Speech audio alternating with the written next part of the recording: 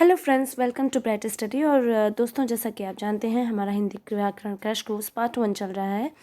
यहाँ दोस्तों अपने टॉपिक्स को डिस्कस करते हुए हम अब अपने एंड की तरफ चल रहे हैं, last but not the least. लेकिन मैं आपको बता दूं, हमारे ज़्यादातर टॉपिक्स कवर हो चुके हैं। लिंक तक मैं आपको बता दूं तो दोस्तों, लिंक तक हमारा टॉपिक जो है हमने कवर कर लिया है। 2 पार्ट्स में इसे भी कवर कंप्लीट किया है। और हमारी पिछली वीडियो लिंक पर बनी थी, हमने 2 पार्ट्स में डिवाइड किया था उसे, और हमने अपना कंप्लीट कर लिया है वो। आज का हमारा टॉपिक है दोस्तों वचन। आज हम वचन से शुरुआत करेंगे और इसके बाद दोस्तों कारक, लिंग और वचन, इन तीनों पर बने अभ्यास प्रश्नों को हम सॉल्व करेंगे, कंप्लीट करेंगे। तो चलिए बढ़ते हैं अपने टॉपिक 10, जो हमारा 10th टॉपिक है, उसकी तरफ बढ़ते हैं, जो कि है वचन। और इसके बारे में डिटेल्स में जानते हैं। तो हम सभी जैसा कि बचपन से ही दोस्तों पढ़ते आए हैं वचन के बारे में। एक वचन, दो द्विवचन, बहुवचन, इन सब के बारे में, मेनली एक वचन और बहुवचन के बारे में पढ़ते हैं हम लोग। तो वचन, जैसा कि हम सभी जानते हैं, इसे हम जनरली तौर पर अगर देखें तो हम वचन का मतलब जानेंगे कि बोलना।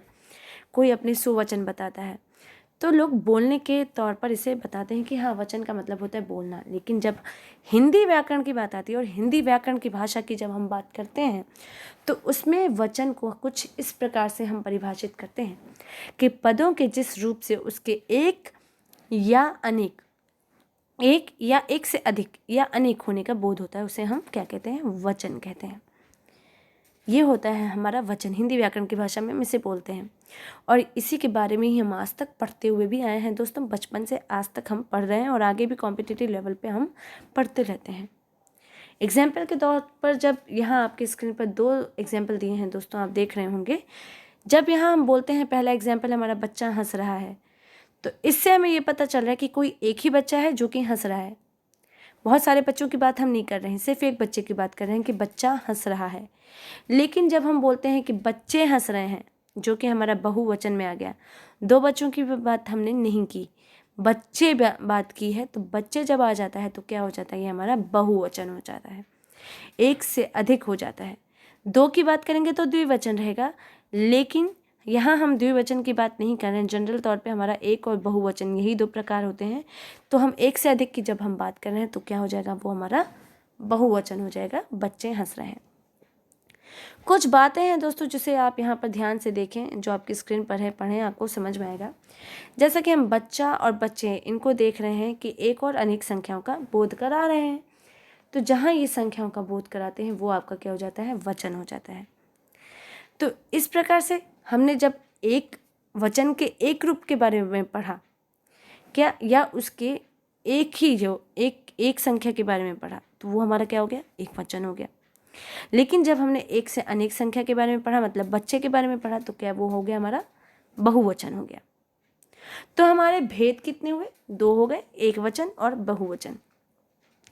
आज चांदनी रात है, सिर्फ आज की बात की हमने, आज चांदनी रात है, तो ये क्या हो गया? सिर्फ एक ही रात के बारे में बात कर रहे हैं हम, आज की बात कर रहे हैं, तो ये हमारा एक वचन हो गया।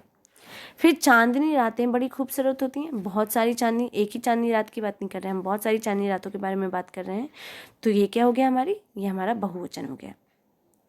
तो इस प्रकार से दोस्तों संज्ञा, सर्वनाम, जैसा कि आप अपने स्क्रीन पर देख रहे हैं, आप देख सकते हैं संज्ञा, सर्वनाम, ये आप जैसे देख रहे हैं, विशेषण और क्रिया, ये सभी जो हैं, इनके जिस रूप से हमें संख्या का बोध होता है, या जिस रूप से किसी व्यक्ति, वस्तु के एक या एक से अधिक होने का बोध होता है, तो उसे हम क्या कहते हैं? वचन कहते हैं। और जैसा कि मैंने दोस्तों आपसे पहले भी इस परिभाषा के बारे में तो हम आपसे डिस्कस किए ही। इसके अलावा हम आपसे ये भी डिस्कस किए कि एक अर्थ इसका होता है कहना भी। तो ये आपकी स्क्रीन पर ऑलरेडी दिया हुआ है। इसे हम कहना भी, अपने आम तौर पे जो हमारी लैंग्वेज होती है उसको हम कहना भी बोलते हैं। हालांकि ये आपकी परिभाषा में नहीं आएगा।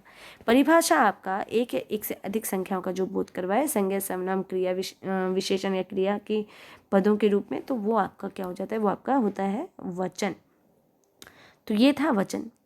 भेद भी पढ़ लिया हमने। अब दोस्तों इसके बाद सीधे जो हमें जानने की बातें आती, वो आती हैं नियम। अगेन, जैसा कि हमने लिंग में पढ़ा था, पुल्लिंग और स्त्रीलिंग को पहचानने के नियम पढ़े थे हमने, पहचान पढ़ी थी। इसी प्रकार से वचन जो है, उसे भी हमें पहचानने के लिए हमारे सामने नियम एक्सप्लेन किए गए हैं, उसको वर्गीकृत किया गया है। एक वचन और बहुवचन, इसे पहचानने के कुछ नियम दिए गए हैं ताकि आपको ये अच्छी तरह से क्लियर हो जाए।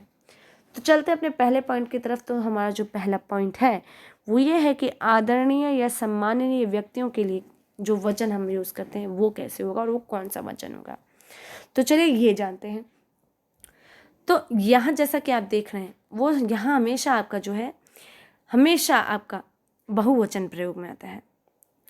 इसके लिए जो एक वचन व्यक्तिवाचक संज्ञा होता है, भले आपकी जो संज्ञा है व्यक्तिवाचक संज्ञा जो होती है वो भले आपकी एक वचन हो, किसी एक के बारे में बात हो रही हो, लेकिन आपका जो होगा प्रयोग वो बहुवचन में होगा। कैसे होगा इसको जानते हैं। जैसे गुरु जी आज अनमोल वचन सुनाएंगे। तो दोस्तों जैसा कि हम देख रहे हैं कि गुरु जी ये तो हमारा एक ही व्यक्तिवाचक संज्ञा है, एक ही के बारे में हम बात कर रहे हैं। व्यक्तिवाचक संज्ञा मतलब पर्टिकुलरली गुरु जी के बारे में बात कर रहे हैं और ये एक ही इंसान है। फिर भी हम इनके जो वचन की बात कर रहे हैं सुनाएंगे, सुनाएंगे हमने सुनाएगा करके नहीं बोला, सुनाएंगे करके बोला, क्योंकि हम इन्हें आदर दे रहे हैं, सम्मान दे रहे हैं। और जहाँ आदर और सम्मान आ जाएगा वहाँ हमेशा जो वचन का फॉर्म है हमारा क्या हो जाएगा, वो प्लूरल फॉर्म में हो जाएगा, मतलब कि बहुवचन में हो जाएगा।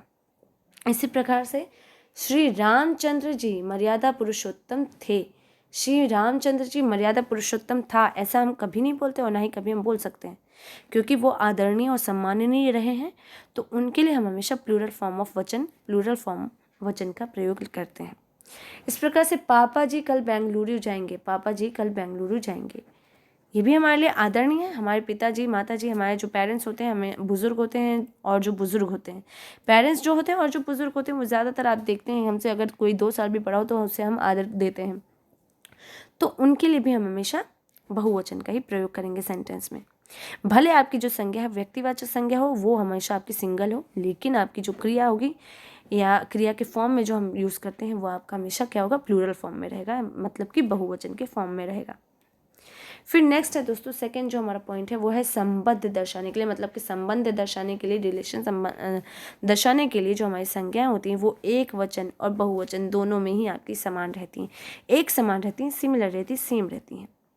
कैसे? जैसे मामी मामा, ताई ताऊ, नानी नाना, चाचा चाची, दादा दादी। इसका मतलब ये है कि अगर हमारी ये संबंध, ये हमारा संबंध ही दर्शाती हैं कि मामी हमारी मामी है, कोई हमारी मामा है, कोई हमारे पापा हैं, हमारी मम्मी है। इसे हम बोलते हैं नानी है, नाना है, चाचा है, चाची। इनके लिए हम हमेशा जो है एक वचन और बहुवचन, इसमें जो भी हमारी संबंध दर्शाने वाली ये जो संज्ञा होती है वो हमेशा एक वचन या बहुवचन में भी समान ही रहती हैं। ये जो संज्ञाएँ हैं, ये जो संज्ञाएँ होती हैं वो हमारी समान रहती हैं। इस प्रकार से हमारा जो ये सेकेंड पॉइंट है ये भी आपका इस प्रकार से इसके नियम आपको क्लियर करता है। थर्ड है दोस्तों द्रव्यवाचक जो होते हैं, द्रव्य सूचक संज्ञाएं जो होती हैं वो हमेशा आपकी केवल एक वचन में ही होती। कैसे? द्रव्यवाचक तो हमने देखी संज्ञा भी पढ़ा है, इससे पहले भी पढ़ा है। द्रव्यवाचक हमने इससे पहले लिंक में भी पढ़ा था। जो होती हैं जैसे आपकी पानी, घी, तेल, दूध, दही, लस्सी, रायता, ये आपकी होती हैं द्रव्य सूचक संज्ञाएं, द्रव्यवाचक संज्ञा होती हैं। हम कभी नहीं बोलते कि हमें घियाँ दे दीजिए अगर घी इससे ज़्यादा है क्वांटिटी में। हम कभी भी उसको हम इस प्रकार से न्यूमेरिकल फॉर्म में या इस प्रकार से हम क्वांटिटी में नहीं प्रयोग में लाते हैं, या वचन में प्रयोग में नहीं लाते कि 2 पानी दे दीजिए, 2 घी दे दीजिए, 2 तेल का डब्बा दे दीजिए, या 2 दूध दे दीजिए, इस प्रकार से, या 2 दही दे दीजिए, या 3 दही दे दीजिए।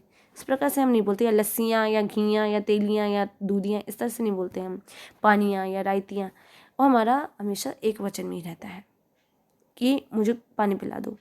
इस प्रकार से वो आपका चाहे आधा गिलास पानी हो या पूरा गिलास पानी हो, वो आपका हमेशा एक वचन में ही प्रयोग में आता है।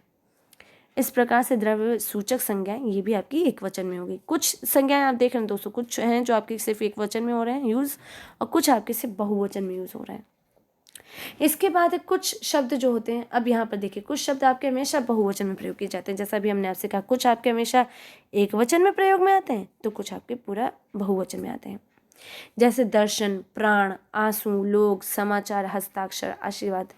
ये इस प्रकार के जो आप देख रहे हैं शब्द जो आपके संज्ञा हैं यहाँ पर दिए गए हैं, संज्ञा शब्द हैं, संज्ञा पद जो आपको दिए हैं ये हमेशा आपके बहुवचन में होते हैं। मुझे उनके दर्शन करा दीजिए, उनके दर्शन करने से बहुत ही लाभ प्राप्त होगा। तो इस प्रकार से जब आप बोल रहे हैं उसके आंसू बहुत कीमती हैं मतलब बिंदी लग रही है में, मतलब कि बहुवचन में यूज़ आ रहा है। आज हम समाचार सुनेंगे, आज हम समाचार सुनेगा, इस तरह से हम नहीं बोलते। तो ये जो आपके हैं हमेशा बहुवचन में प्रयोग में आते हैं। फिर है दोस्तों फिफ्थ जो है आपका फिफ्थ पॉइंट, पुल्लिंग। पुल्लिंग जो इकारांत होते हैं, उकारांत या उकारांत, उकारांत, ये जो शब्द हैं वो हमेशा दोनों वचनों में समान रहते हैं, ये आपके समान रहते हैं दोनों वचनों में। दोस्तों हमने लिंग में पढ़ा था इकारांत अकारांत के बारे में, मतलब कि जो शब्द ई की मात्रा से एंड होते हैं या जो शब्द आ की मात्रा से एंड होते हैं वो आकारांत होते हैं, और जो ई की मात्रा से एंड होते हैं, बड़ी ई की मात्रा से, वो इकारांत होते हैं। इकारांत वाले शब्द आपके हमेशा स्त्रीलिंग में आते थे और आकारांत वाले ज़्यादातर शब्द आपके पुल्लिंग में आते थे, हालांकि हमने स्त्रीलिंग में भी पढ़ा था।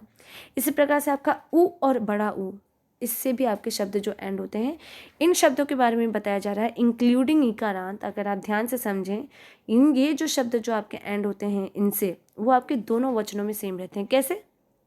इकारांत वाला शब्द है आदमी, तो वो चाहे एक आदमी हो या जब हम 10 आदमी बोल रहे हों, तो आदमियाँ नहीं हो जाता है, दोनों में आपके जो वचन होंगे वो आपके समान रहेंगे।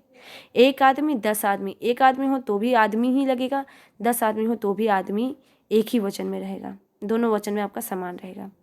फिर इसी तरह से इकारांत हुआ। अब इकारांत ये वाला छोटी ई वाला जो है, एक मुनि या 10 मुनि, माफ़ कीजिएगा छोटा ऊ वाला है ये उकारांत, एक मुनि या 10 मुनि। तो मुनिया नहीं होता या मुनिया यहाँ पे नहीं होता है, चाहे वो एक हो या 10 हो, दोनों में आपका जो वचन है समान है।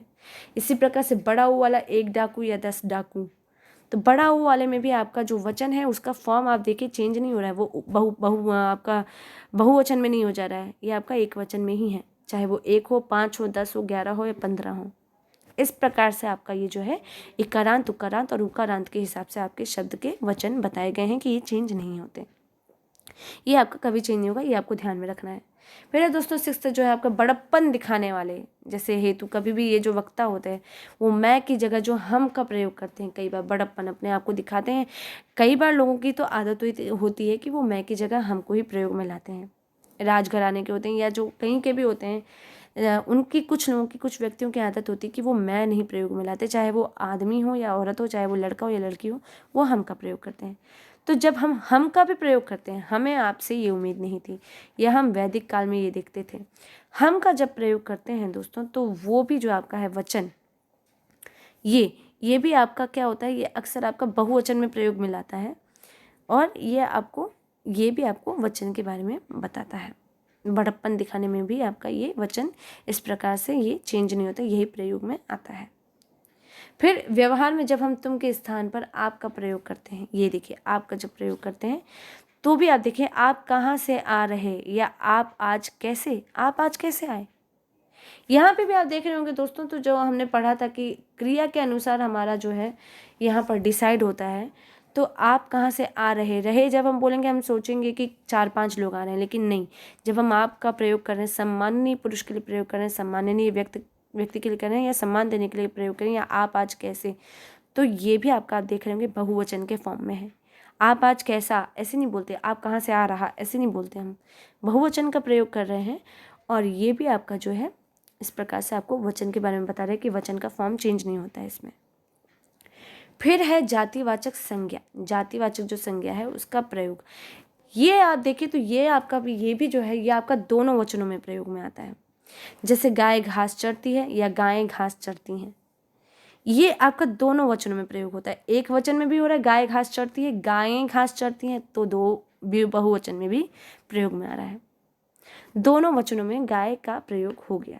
तो जातिवाचक संज्ञा जो होती है, गाय आप ले लें या कोई और भी संज्ञा आप ले लें, कोई भी एग्जाम्पल आप ले सकते हैं, आप फ्री हैं एग्जाम्पल लेने के लिए, लेकिन वो मिलता जुलता होना चाहिए, इसी प्रकार से होना चाहिए, दोनों वचनों में प्रयोग में आना चाहिए। तो गाय जो है वो आपका एक वचन में भी प्रयोग में आ गया और बहुवचन में भी प्रयोग में आ गया, ये हमने एग्जाम्पल देख लिया। फिर है दोस्तों धातुओं का बोध कराने वाली जातिवाचक संज्ञाएं, जैसे कि ये आपकी ज़्यादातर ये आप देख सकती हैं एक वचन में ही होती हैं। कैसे एक वचन में होती है? जैसे सोना महंगा है, चांदी धन, ये आप चाहे सोना 40 किलो आप ले लें, या आप माफ़ कीजिएगा 40 ग्राम ले लें, 100 ग्राम ले लें, 50 ग्राम ले लें, 1 ग्राम लें, जितने भी आप ग्राम लेते हैं आपका हमेशा वो एक वचन में ही रहेगा। या चांदी आप ले लें या धन ले लीजिए, उसके पास बहुत ज़्यादा धन है को हम धनी बोलेंगे, धनो नहीं बोलेंगे कि उसके पास बहुत ज़्यादा धनो है, हमेशा आपकी ये जो धातुओं से रिलेटेड ये जातिवाचक संज्ञाएं जो होती है, इसलिए हमने जातिवाचक संज्ञा में बोला। ऊपर हमने पशु के बारे में पढ़ा, यहाँ पर हम धातु के बारे में पढ़ रहे हैं। ये भी जो आपकी होती है हमेशा संज्ञा जो होती है, जातिवाचक संज्ञाएं, ध्यान रखिएगा दोस्तों, जातिवाचक संज्ञाएं जो धातुओं में हम प्रयोग में लाते हैं वो हमेशा आपकी एक वचन में रहती हैं। हाँ, जातिवाचक संज्ञा जब हम पशुओं के बारे में पढ़ रहे हैं तो वो आपकी एक वचन और बहुवचन दोनों वचनों में प्रयोग में आ जाती है। धातुओं में एक वचन, पशुओं में आपकी दोनों वचन में प्रयोग में आते हैं जातिवाचक संज्ञा की जब हम बात करते हैं।